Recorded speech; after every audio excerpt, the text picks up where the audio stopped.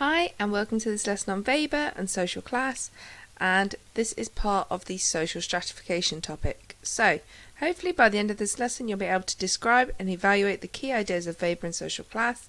We're going to compare his ideas to what Marx said about social class, and we're going to criticise this. So as a starter, what I'd like to have a go as a bit of a recap task from year 10 content. Could you name 3 reasons for the increase in divorce? And then, which do you think has had the most impact and why?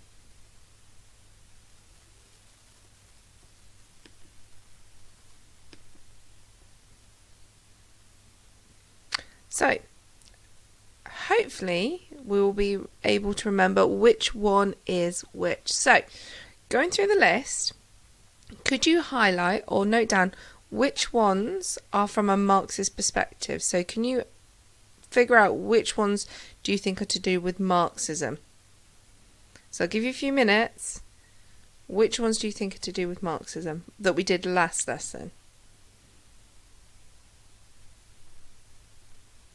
So hopefully you've figured out that all the ones in red, well, no, I've not put them in red. All the ones in red are from a Marxist perspective. So as we did last lesson, that there was 2 social classes, so you was there your elite, your bourgeoisie, and your proletariat in the working class. They believe that capitalism will eventually collapse due to class conflict, and that the capitalist class are exploiting the lower classes for their labour. Now, everything in green is from Max Weber, who is who we're going to look at today. So he's got slightly different views to Karl Marx. So he believes that there is an expanding middle class, that some groups in society have high status. So he links it to status as well as your income and your means of production. He also talks about people judging you and your status based on what you buy, and talking about power isn't just about money. So these are some of his key ideas then. So he believes that social class is based on economic factors, but not 2 classes. So he thinks it's based on your market situation. So basically, skilled workers should command a high salary. So it's basically if you are a desirable person in terms of your skill set, then you have more to offer, therefore you should be paid a higher salary. And he said that there are many different grades of occupational class, which kind of fits in what we did previous lesson, and each person within a particular class should share similar life chances. So if you did the sheet that we did last week, it was looking at, does a nurse and a pilot have the same life chances and same options in their kind of outside their jobs? So do you think they would have the same life chances?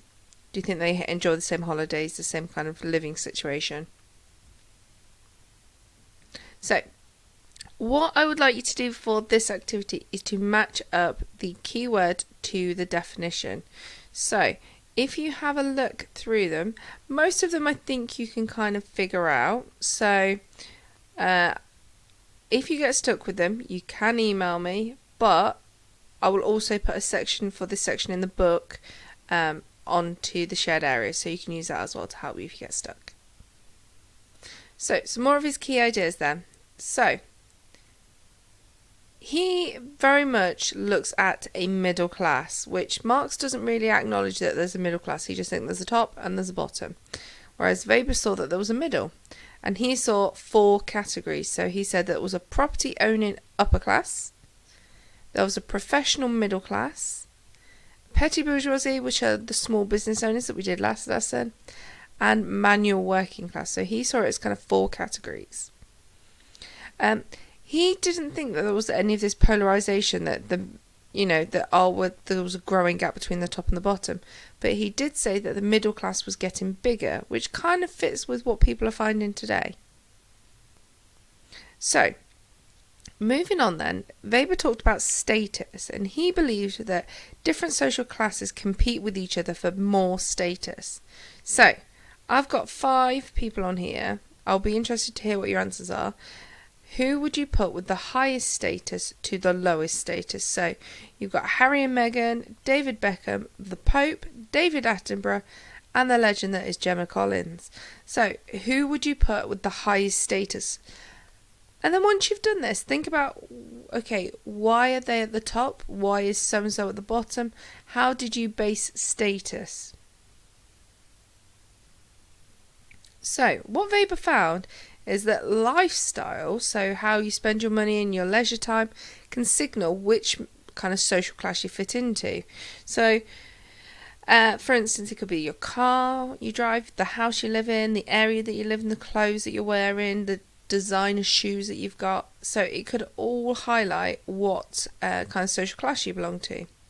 And Weber theorised that people make judgments about this and assign your status based on what they think you're buying.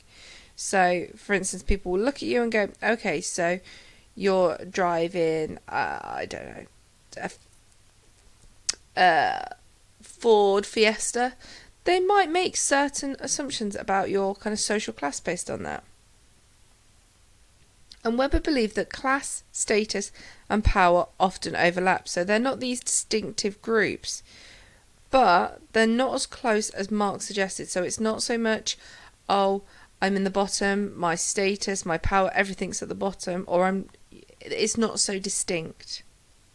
So this explains why some members of the aristocracy, so people who've got these massive, beautiful houses, have actually relatively low wealth, because it's been passed down through their family, and although they might have a high status because maybe they've got a title perhaps, they don't have the cash to upkeep these kind of houses. There's a lot of articles recently about things like, people who are living in these very beautiful homes but are actually quite cash poor, because they can't afford new clothes and holidays and things like this, because they're having to pay for the upkeep of these homes. So yeah, it's quite an interesting balance. And then finally, Weber goes on to talk about something called party.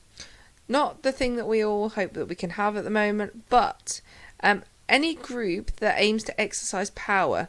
So party could be a political party, it could be a trade union, pressure groups, so these would be things like, could be charities like Greenpeace, for instance. And they compete for power and status as well. So different parties could appeal to different social classes. So for instance, trade unions are often linked to like the working classes. Maybe certain political parties have different affiliations with different social classes. However, different from Marx, Weber did not believe that economic wealth brought greater power.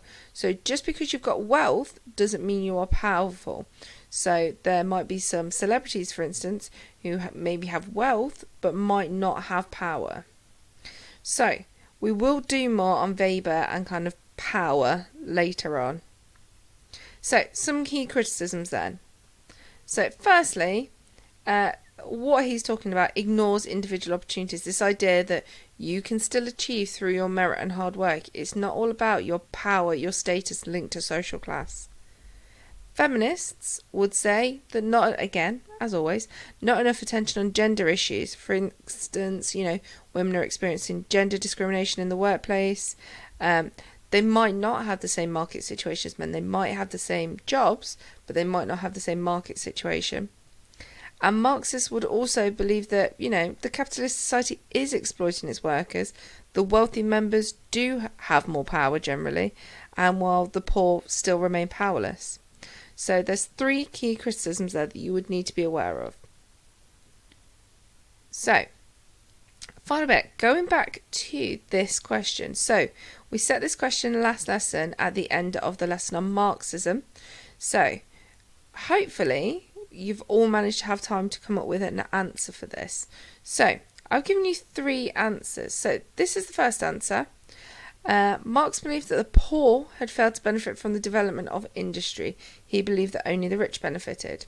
So, think about, out of a score of 4, what would you give that? Bear in mind the question is, identify a group.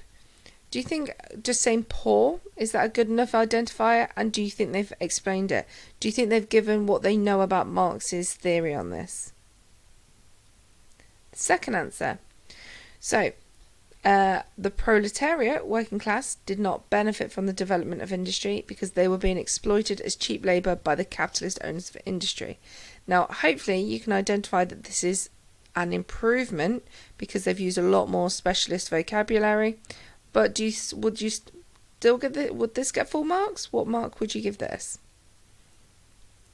And then finally, so I think this answer is a lot more detailed, but you don't necessarily need to write this much to get the full marks. So, one group that Marx believed did not benefit in the 19th century was the petty bourgeoisie. The term petty bourgeoisie was used by Marx to describe small business owners. As large-scale industry developed, these small businesses were no longer able to compete, and as their businesses failed, the owners had no alternative but to become ordinary workers. So this is quite a nice explanation, but I think you could be more concise in this and still gain full marks. What I would like is for you to have a go at self-assessing your answer from last lesson. Let me know if you get stuck. I don't mind you sending me answers if you need me to. So, hope this all makes sense, and let me know if you've got any questions. Okay, bye!